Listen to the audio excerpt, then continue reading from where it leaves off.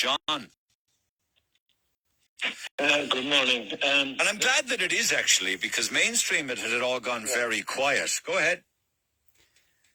Yeah, well, it's all over the social media, and unfortunately, the like of RT and them just seem to be ignoring the news talks and all these people, except for good self-administering the flag as usual. Like, but I mean, I think the Rubicon has been crossed here. I think everyone I've spoken to now is upset over. I can honestly say that when I looked at that and the more I went into it, I got deeply upset, like so upset, like I cried my eyes out through half. When you'd heard that Harvey had died and the circumstances. Yeah, when I looked at the picture of the poor little soul, right? I mean, Harvey is everyone's child. Harvey is everyone's grandchild that are listening here this morning. 9-year-old Harvey. That way, no, guys. Yeah. This poor child now suffered and suffered and suffered and was neglected. I don't so promise to say that somebody should be up on charges on this, and that I'm including Simon Harris on this, of medical neglect. They should be standing in front of the judge. This will not go away. I want to see the marches for Harvey now and the sign saying, this is saying, justice for Harvey, right? We're marching for every time they can carry around the world. Let's march now for that little boy now who went through horrendous torture. And that's the only word that you can use. This guy, little fella of 9 years of age, went through torture. And he was let down by the people that is elected by the people of Ireland that is supposed to look after us. Simon Harris has to go.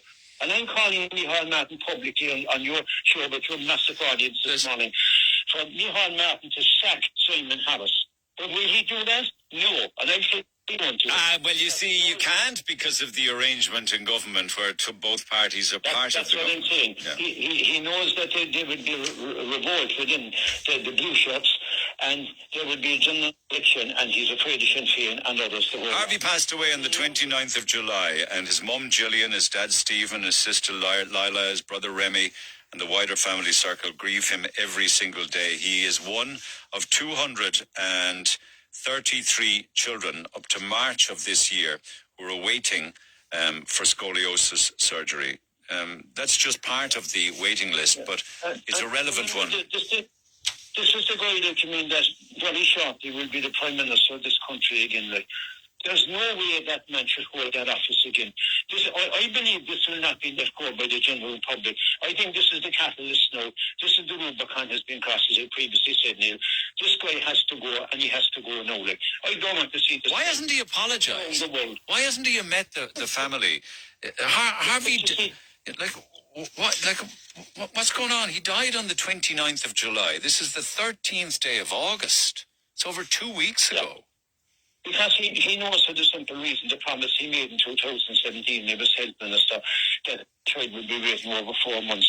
He knows that's coming back to haunt him. He wants this just to go away. And unfortunately, the mindset in politics, like, and I'm including Martin on this as well, is that, look, don't comment on it, leave it alone, eventually it will blow out. It's like, outside the Dahlia when just protest there. It will blow over, though, unfortunately. Yeah, it just will blow over, unfortunately. Well, it's up to us. It's up to the public now not to let this go because we owe this little lad. We owe him.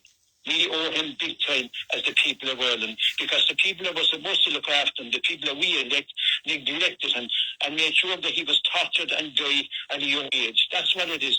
I would put this akin to manslaughter. I know what you mean, and you're emotive about it. Manslaughter at the hands of the state, at the hands of the appalling health system. The very people that were elected to look after the young Harveys. How many children are out there with the child adolescent mental health services waiting 2 and 3 years that are suicidal? Children out. Well, if you want that figure on Lee's side with regards to a waiting list, it's 80,000. Yeah. 80,000. This is absolutely ridiculous. I mean, they're worried about it. And look, I condemn any attacks on anybody. Like, I don't care where you're from. I totally condemn it. But they're making a big deal about stuff about other people coming in and about their rights and everything and about we can't seem to be racist and we can't be this and we can't be that. It's come to the stage now and I look at the Irish people can't open their mouth now. Do you think that Simon Harris met members of the Indian community yesterday because the Indian television stations and the news services in India are reporting of how dangerous Ireland is? Do you think that's the reason why international criticism? For the simple reason, this is what he loves, you see, and Martin's the same. They love strutting around Brussels, the World Health Forums, Davos, all these places, going to the UN. He's the same. He's busting to get into that again. But the whole thing, this idea of meeting the Indian community, whatever, and this reporting on Indian television that this is a dangerous place now. How dare they? Do you know there's a woman raped every 15 minutes in that country? 30,000 women a year are raped in that country, and they have the cheating to criticise them because there was, which I condemn, a couple of isolated attacks on the Indian community now.